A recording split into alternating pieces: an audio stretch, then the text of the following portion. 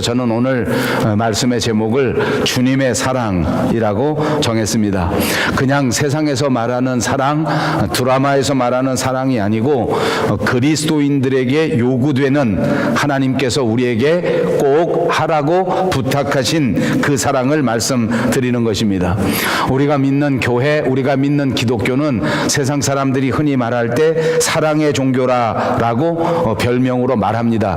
그래서 우리 예수 믿는 사람들, 교회 다니는 사람들은 스스로 사랑에 대하여 아주 친숙하고 또 사랑에 대하여 잘 알고, 그래서 이제 많은 사람들이 생각할 때는 내가 사랑이 많고 또 사랑을 많이 실천하면서 산다, 이렇게 무의식 중에 자기도 모르게 생각하면서 살아가기가 쉬운 것 같습니다. 그러나 이제 우리가 사랑을 생각할 때에는 세상에도 여러 종류의 사랑이 있고 여러 가지 면에서 생각할 수 있는 사랑이 있지만, 그런 단순한 사랑을 우리가 따르고 그것을 실천하면서 사는 기준 정도가 아니라 예수님께서 성경에서 보여주신 그 예수님의 사랑의 기준, 하나님께서 말씀에서 우리에게 베풀어 주신 그 놀라운 사랑의 개념을 우리가 분명하게 깨닫고, 또 그 예수님께서 우리에게 실제로 보여주신 그 사랑을 실천하면서 살아갈 수 있는가 하는 것을 생각해 보아야 하기 때문에, 오늘 저와 여러분이 함께 생각할 주님의 사랑이라고 하는 것은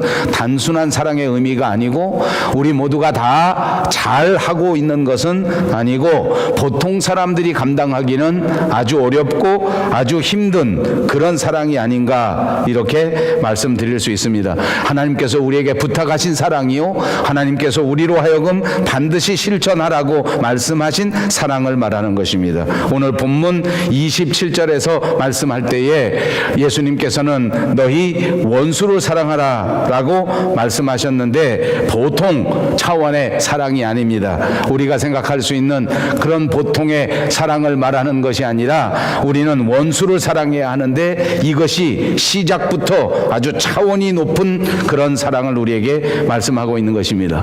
여러분 한번 생각해 보십시다. 원수를 사랑하라 말씀하셨는데, 우리가 아는 한 원수는 절대로 사랑할 수 없는 존재입니다. 우리가 원수라고 부를 때서부터 도저히 사랑할 수 없고, 그 말 자체가 도저히 가까이 할 수도 없는 그런 대상을 가리켜서 원수라고 말하기 때문에, 원수를 쳐다볼 수도 없는데, 원수하고는 가까이 할 수도 없는데 어떻게 그 사람을 사랑하느냐 하는 것은 어떻게 보면 아예 불가능한 것을 말씀하는 것 같기도 하고, 말 자체가 모순이 아닌가라고 생각할 수도 있는 낱말이 아닌가 싶습니다. 그런데 이제 예수님께서는 오늘 우리에게 처음부터 아주 강력하게 말씀하시는데, 불가능해 보이지만 원수를 사랑해야 하고, 그것을 실제로 이제 조금 있다가 예수님 스스로 우리에게 보여주실 터인데, 그것이 골고다 십자가 위에서 우리를 구원하시기 위하여 우리를 끝까지 사랑하시는 모범을 보여주실 것입니다.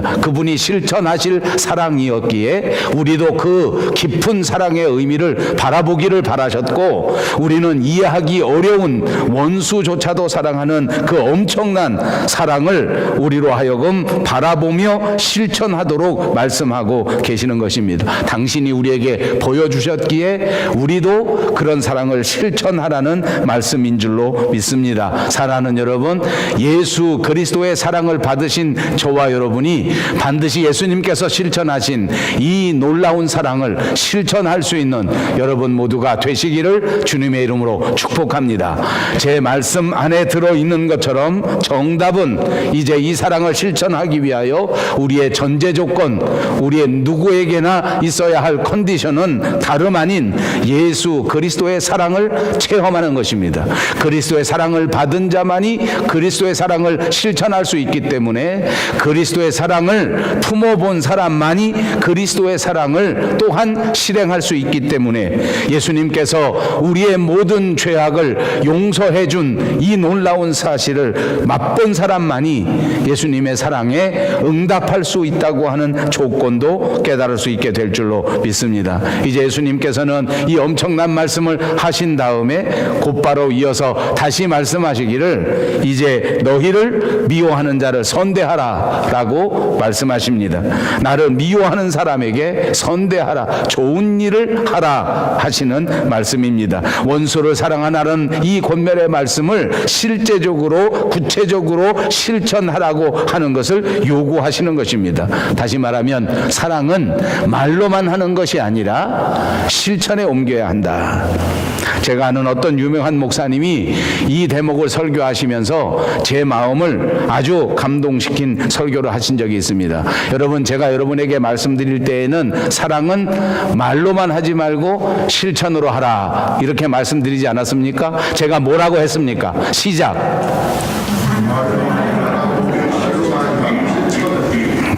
어떻게 하라고요? 빼고 해. 남이 한 말을 빼고 하면 그게 이단이요. 다시 어떻게 하라고요? 그렇지. 아멘. 그 말로만 하지 말고 실천하라 했는데 여러분이 앞에 건 빼고 실천하라 하셨습니다. 이렇게 대답하지 않으셨습니까? 많은 사람들이 사랑은 실천하는 것이다 이렇게 딱 이해를 합니다. 한국 분들은 머리가 좋기 때문에 한마디를 하면 척 알아들어서 그렇게 합니다. 근데 말씀드린 것처럼 제가 좋아하는 어느 목사님이 설교하실 때 보니까 말로만 하지 말고 실천하라 하는 말 중에 진짜 중요한 것은 말로 하는 것이다 라고 설교하는 설교를 들은 적이 있습니다. 그리고 보니 말로 하는 사랑도 굉장히 중요하다. 입으로 한번 해보십니다. 말로 하는 사랑도 중요하다. 그러므로 말을 어떻게 해야 되겠습니까? 사랑스럽게 해야 합니다. 옆에 있는 분들과 인사합니다. 사랑스럽게 인사하겠습니다. 아멘. 그 사랑스러운 목소리입니까? 사랑스러운 목소리인가 한번 생각해 보시기 바랍니다. 말로도 사랑할 줄 알아야 합니다. 격한 말은 쓰지 마십시오. 욕은 쓰지 마십시다. 나쁜 말도 쓰지 맙시다. 거친 말도 쓰지 맙시다. 따뜻한 말로, 이해하는 말로, 상대방에게 듣기 좋은 말로 사랑하는 여러분들이 꼭 되시기를 바랍니다. 그리고 거기에만 머무르지 말고 말도 따뜻하게 할 뿐더러 마음도 따뜻하게 하고 실천도 따뜻하게 하는 것이 필요하다는 말입니다. 말도 상대방을 이해하면서 하여야 하고 행동도 상대방을 배려하면서 하여야 합니다. 오늘부터 그렇게 사시는 저와 여러분들이 꼭 되시기를 바랍니다.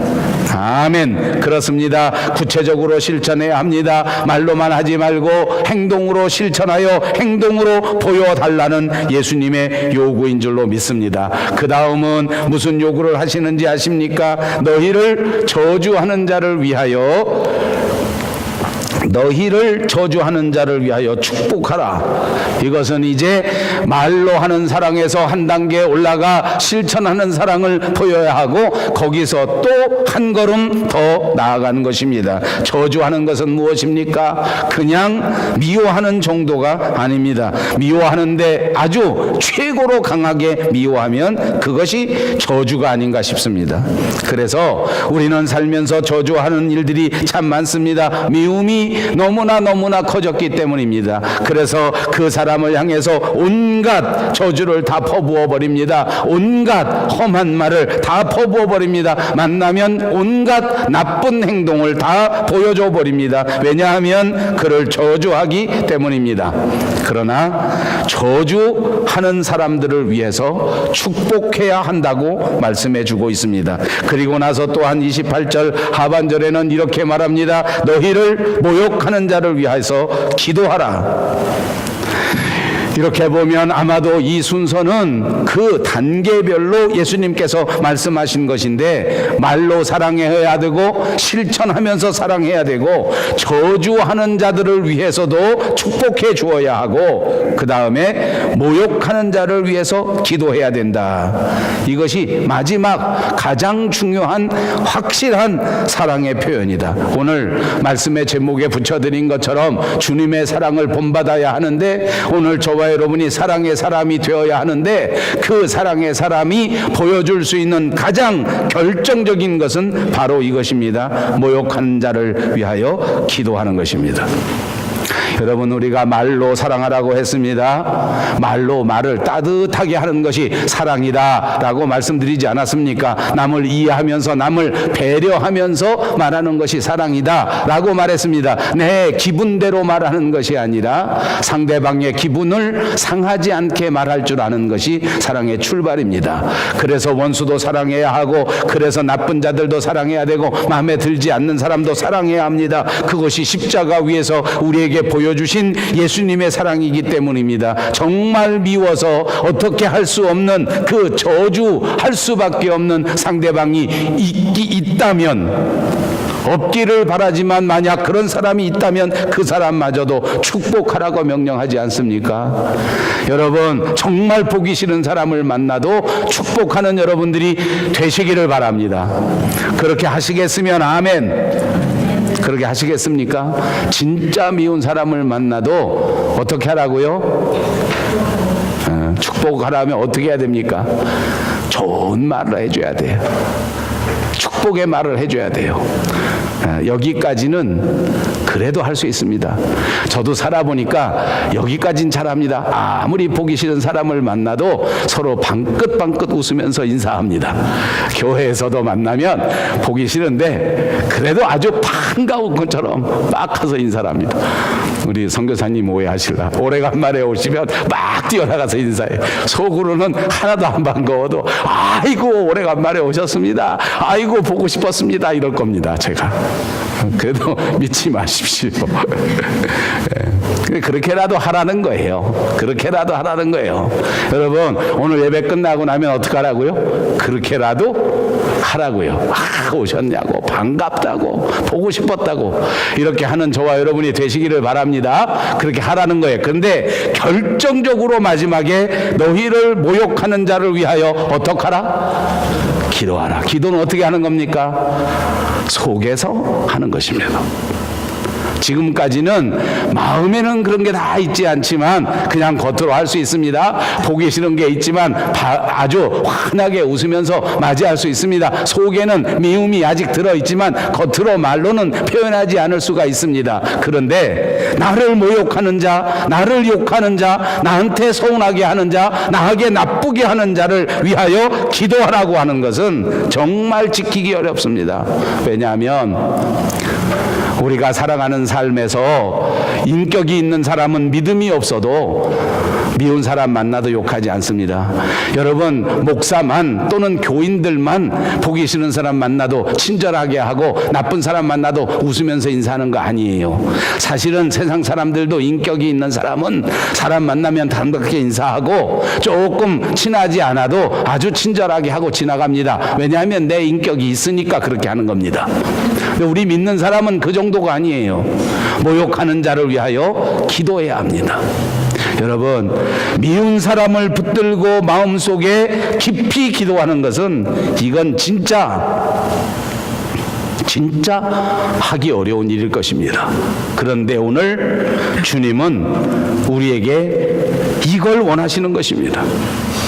나를 모욕하는 자를 위하여 기도하라. 만약 여러분 나에게 서운하게 하는 자를 위하여 기도하고, 나에게 나쁘게 하는 자를 기도하고, 나를 모함하는 자를 기도하고, 심지어 이 말씀처럼 나를 모욕하는 자를 위하여 내가 기도할 수 있다면 여러분은 가장 확실한 예수 그리스도의 사람이요 예수님의 제자인 줄로 믿습니다. 이것은 자녀를 위하여 기도하는 부모의 마음입니다. 자식이 아무리 내게 부담을 주어도, 자식이 아무리 내게 서운하게 할지라도 부모는 언제나 마음속에서 그 자식을 위해서 기도하는 것입니다. 이런 따뜻한 마음을 품을 수 있는 저와 여러분들이 다 되시기를 바랍니다. 주님은 우리가 그런 사람이 되기를 바라십니다. 세상에 있는 모든 친구들을 위해서, 세상에 있는 모든 가족들을 위해서, 오늘 우리 함께 예배하는 모든 성도들을 위해서 마음속 깊이 마음으로 기도해 줄 수 있는 높은 성숙의 그리스도인들이 다 되시기를 주님의 이름으로 축복합니다. 예수님은 그러셨습니다. 십자가 위에 달려 그 엄청난 고통을 당하실 때 자기를 향하여 침을 뱉는, 감당할 수 없는 모욕을 주는 자들을 위하여 그들을 바라보시면서 기도하시지 않았습니까? 아버지여, 저들의 죄를 사하여 주옵소서. 자기들이 하는 짓을 알지 못함입니다 라는 마음을 가지고 기도하셨습니다. 주님의 십자가의 사랑은 이런 사랑이라는 말입니다. 그러므로 주님의 십자가를 바라보며 주님을 따라가는 저와 여러분들은 이렇게 세상이 감당할 수 없는, 세상을 뛰어넘는 위대한 마음을 가지고 살아가는 것이 필요한 줄로 믿습니다. 그러므로 오늘 사랑하는 여러분, 오늘 이 말씀을 듣고 이 말씀을 묵상하고 이 말씀을 선포하는 제 자신에게도 하나님께서 축복하셔서 이런 성숙한 마음을 주시기를 주님의 이름으로 축복합니다. 성령의 충만함을 주셔서 우리가 세상에 나가 사람들을 사랑하고 사람들을 이해하고 사람들은 감당할 수 없는 이 뜨거운 사랑의 사람으로 변화되는 귀한 역사가 꼭 있으시기를 주님의 이름으로 축복합니다. 이제 29절과 31절의 말씀을 통해서 예수님께서는 이제 지금까지 요구하셨던 사랑의 다른 면을 보여주십니다. 다 같이 읽겠습니다. 너의 이 뺨을 치는 자에게 저 뺨도 돌려대며 내 겉옷을 빼앗는 자에게 속옷도 거절하지 말라. 내게 구하는 자에게 주며 내 것을 가져가는 자에게 다시 달라 하지 말라 하고 말씀합니다. 이 말씀이 우리에게 요구하는 것은 과연 무엇이겠습니까? 그저 하나를 달라 하면 둘을 주는 단순한 기계적인 행동을 말하는 것은 아닙니다. 이건 그냥 비아냥거리고 미운데 어떻게 할 수 없는데 반항하면서 하는 그런 표출도 아닐 것입니다. 아니면 미운 놈 떡 하나 더 준다고 하는 보복 심리의 표출도 아닐 것입니다. 이것은 단순히 보일 수 있는 너그러움도 아닙니다. 피해를 끼친 자에게 그냥 너그럽게 그냥 아무 말도 하지 않고 싸움은 피하고 보고 그 다음에 다시는 인생에서 그런 사람하고 만나지 않으면 된다 이렇게 생각하는 정도도 아닙니다. 예수님께서 우리에게 요구하신 것은 이런 단순한 사랑을 말한 것이 아닙니다. 비록 원수 같은 자라고 할지라도, 비록 나에게 나쁘게 한 그런 사람이라고 할지라도 적극적으로 그와 사랑을 이루어야 한다는 것을 말씀해 주신 줄로 믿습니다. 결단코 원수도 포기하면 안 되고 나에게 모욕하는 자도 포기하면 안 된다는 예수님의 가르침인 줄로 믿습니다. 상대방의 입장에서 그 입장을 적극적으로 이해하라는 말씀으로 믿습니다. 참된 사랑은 그렇습니다. 참된 이해를 말하는 것입니다. 참된 사랑은 그렇습니다. 참된 희생을 동반하는 사랑을 말씀하는 것이라고 믿습니다. 이제 31절에는 이렇게 말합니다. 남에게 대접을 받고자 하는 대로 너희도 남을 대접하라.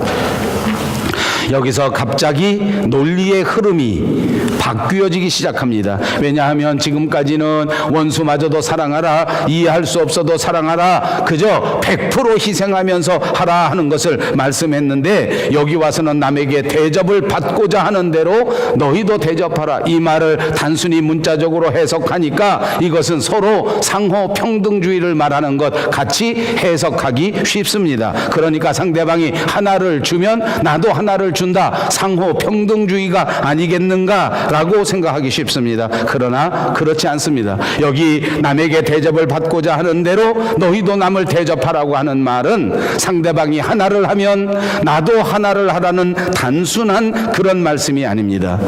상대방에게 도움을 줄 때에도 그리스도인은 다른 기준을 가져야 한다는 것을 말씀하고 있는 것입니다. 여러분, 우리가 세상에 살면서 사랑을 베풀고 우리가 교회 다니면서 다른 사람에게 선의를 베풀겠다 하는 것은 마음속에 많이 생각합니다. 그래서 이제 상대방을 사랑하는 표현을 합니다. 제가 목회하면서 보니까 한국 분들 중에 특히 저 경상도 분들은 무뚝뚝하기가 끝이 없습니다. 경상도 분들, 이거 말씀드려서 미안합니다. 제가 예를 들고자 하는 것이지 사실은 다 경상도만 그렇지는 않더라고요. 그래도 그냥 제가 말하기 편하라고, 경상도는 정말 무뚝뚝해요. 그런데 교회 나와서 경상도 사람들이 은혜를 받으면 집에 가서 이제부터 나도 사랑을 실천해야 되겠다 이렇게 생각합니다.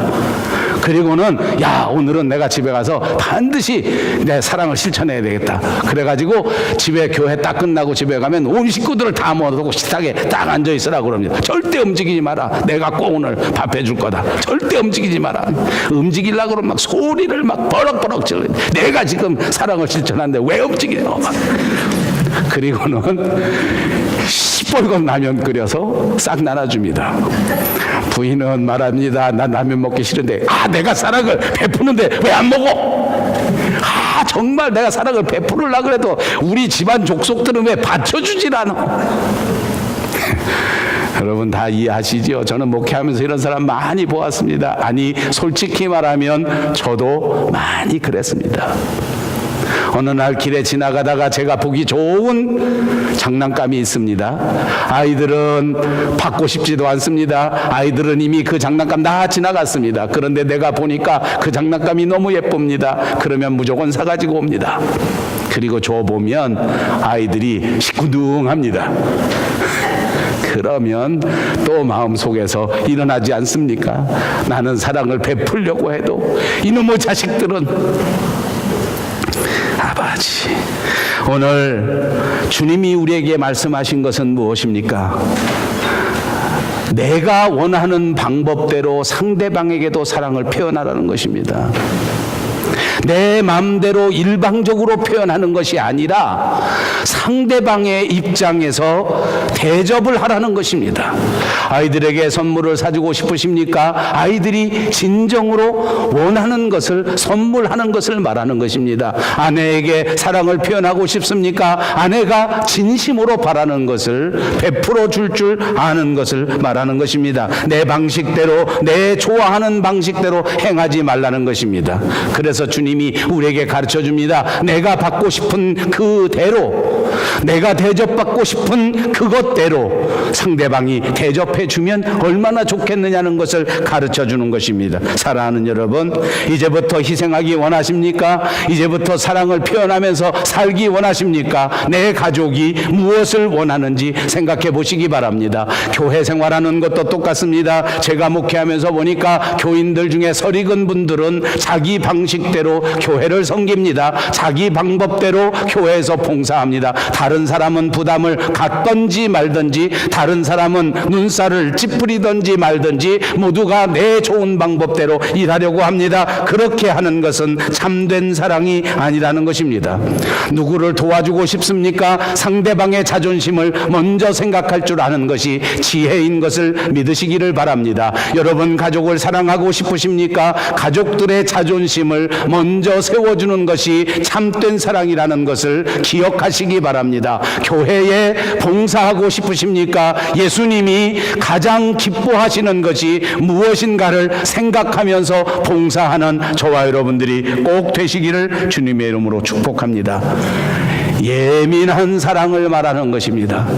깊은 배려를 말합니다. 무조건 희생하는 것을 말하는 것이 아닙니다. 무조건 봉사하는 것을 말하는 것이 아닙니다. 정말 우리가 행하여야 될 참된 사랑이라고 하는 것은 깊이 생각하고 예민하게 생각하고 상대방의 입장을 100% 생각하면서 베푸는 사랑이야말로 진짜 사랑이라는 것을 가르쳐 주신 것인 줄로 믿습니다.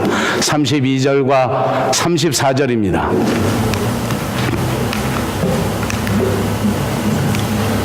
다 같이 읽겠습니다. 너희가 만일 너희를 사랑하는 자만을 사랑하면 칭찬받을 것이 무엇이냐? 죄인들도 사랑하는 자는 사랑하느니라. 너희가 만일 선대하는 자만을 선대하면 칭찬받을 것이 무엇이냐? 죄인들도 이렇게 하느니라. 너희가 받기를 바라고 사람들에게 구워주면 칭찬받을 것이 무엇이냐? 죄인들도 그만큼 받고자 하여 죄인에게 구워주느니라. 여기서 예수님께서 가르치시는 것은 다시 한번 대가성이 없는 사랑을 말하고 있는 것입니다.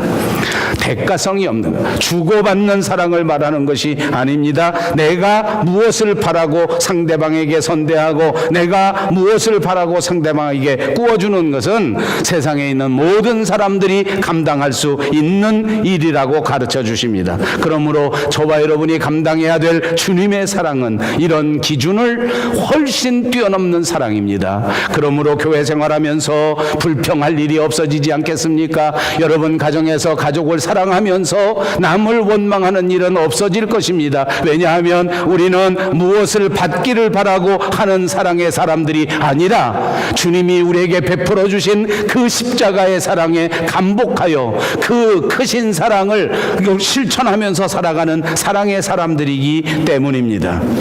오늘 본문 35절과 38절에서는 예수님의 가르침의 결론을 말씀하고 있습니다. 오직 너희는 원수를 사랑하고 선대하며 아무것도 바라지 말고 구워주라. 그리하면 너희 상이 클 것이요 또 지극히 높으신 이의 아들이 되리니 그는 은혜를 모르는 자와 악한 자에게도 인자하시니라. 상이 크다. 그리고 높으신 이의 아들이 된다. 이것이 주님의 사랑을 실천한 자들이 받을 수 있는 하나님의 축복인 것입니다. 오직 원수를 사랑하고, 이것이 사랑의 본질입니다. 선대하고, 이것이 그리스도인들의 실천입니다. 누구에게나 선대하는 저와 여러분들이 꼭 되시기를 바랍니다. 한 걸음 더 나가서 아무것도 바라지 말고 기대하지 말고 구워주라는 것입니다. 대가성을 바라지 말고 사랑을 실천하는 저와 여러분이 꼭 되시기를 바랍니다. 그런 사람에게 주님이 주시는 상이 클 것이라고 약속해 주셨습니다. 큰 상급의 면류관을 받게 될 것입니다. 그리고 정말 더 좋은 것이 있다고 말씀하실 때에 지극히 높으신 이의 아들이 된다고 말씀해 주셨습니다. 우리 그리스도인들이 받을 수 있는 상 중에 가장 귀한 상은 예수님의 아들이 되는 것입니다. 하나님의 아들로 인정을 받는 것, 다시 말하면 우리가 누리게 될 가장 엄청난 축복의 역사는 하나님과 나와의 관계가 확실하게 회복되는 것입니다. 우리 예수 믿는 사람들이 바라보아야 할 가장 큰 상급입니다. 사랑하는 여러분, 이제 오늘 이 시간 다시 한번 주님의 은혜를 받고 하나님의 아들로, 하나님의 딸로 확실히 믿음을 가지시는 은혜의 시간이 꼭 되시기를 바랍니다. 예수 믿는 저와 여러분은 하나님이 자신의 아들을 삼으시고 자신의 딸을 삼으신 하나님의 자녀가 된 것입니다. 이제는 하나님의 자녀가 되어 믿음으로 하나님의 자녀다운 도리를 감당하는 것입니다. 하나님의 자녀가 되는 도리를 감당하는 것은 무엇입니까? 하나님을 닮아가는 것입니다. 그러면서 오늘 말씀에서 은혜를 모르는 자와 악한 자에게도 인자하시다고 말씀해 주시지 않았습니까?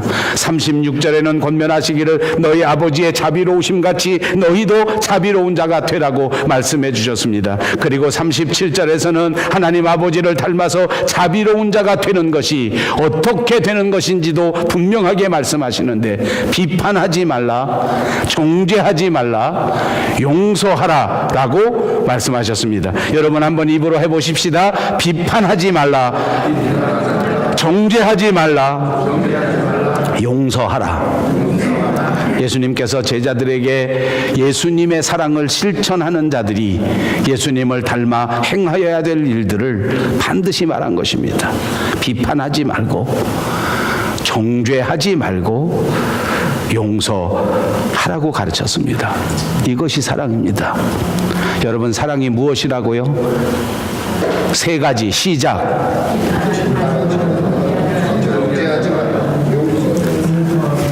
여러분, 주님이 우리에게 말씀하신 사랑이 무엇이라고요?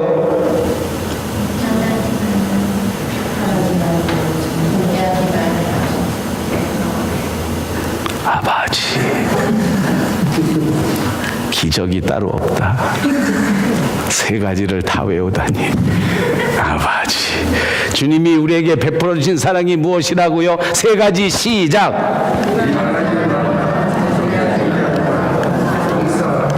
마지막 38절 주라 그리하면 너희에게 줄 것이니 곧 후히 되어 누르고 흔들어 넘치도록 하여 너희에게 안겨주리라. 너희가 헤아리는 그 헤아림으로 너희도 헤아림을 도로 받을 것이니라. 이것이 주님이 우리에게 가르쳐 주신 모든 사랑을 요약해 준 것입니다.